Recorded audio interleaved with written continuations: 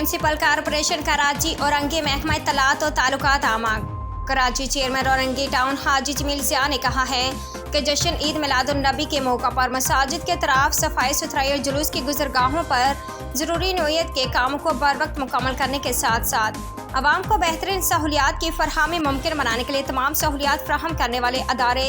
उलमा कराम और मुंतज़मीन के मशावरत से इंतज़ामात को हतमी शक्ल देने के लिए हंगामी बुनियादों पर इक़दामात को यकीनी बनाए। इन ख्यालात के इज़हार उन्होंने म्यूनसिपल कमिश्नर औरंगी टाउन आगा फहद के हमरा जश्न ईद मिलादुन्नबी के इंतज़ामात के हवाले से मुनक़िदा इजलास की सदारत करते हुए किया।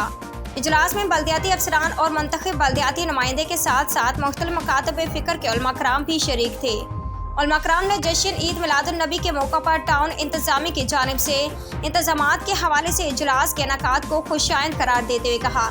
कि वो उम्मीद करते हैं कि औरंगी टाउन की हदूद में मौजूद तमाम मसाजिद के अतराफ़ और जुलूस के गुजरगाहों पर सफाई सुथराई, रोशनी के फरहमी, सीवरेज के निज़ाम की बेहतरी और रोड को लेवल करने के हवाले से मिसाली इक़दाम किए जाएंगे। चेयरमैन औरंगी टाउन ने उलमा कराम को यकीन दहानी कराते हुए कहा कि उलमा कराम के मशावरत से तमाम तर इंतज़ामात को क़बल इस वक्त मुकम्मल करने के लिए वसाइल की कमी के बावजूद तमाम तर दस्तियाब वसाइल को बरोकार लाया जाएगा। उन्होंने इजलास में मौजूद अफसरान को हिदायत देते कहा कि तमाम मौसूला तजावीज़ पर फौरी कार्रवाई अमल में लाई जाए। म्यूनसिपल कमिश्नर ने टाउन चेयरमैन और उलमा कराम को जश्न ईद मिलादुन्नबी के इंतज़ामात के हवाले से तफसीलात से आगाह करते हुए कहा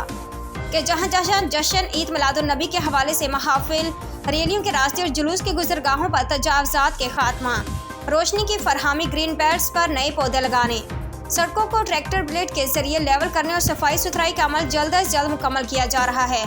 जबकि जश्न विलादत के मौका पर डेंगू वायरस से बचाव और जरासीम कश अदवायात के स्प्रे के साथ साथ इस्तकबालिया कैंप भी लगाए जाएंगे। इस मौके पर उनके हमरा महकमा B&R, महकमा M&E, महकमा पार्क्स, महकमा सैनिटेशन, महकमा फरहमी निकासियाब और महकमा सॉल्ट वेस्ट के अफसरान भी मौजूद थे।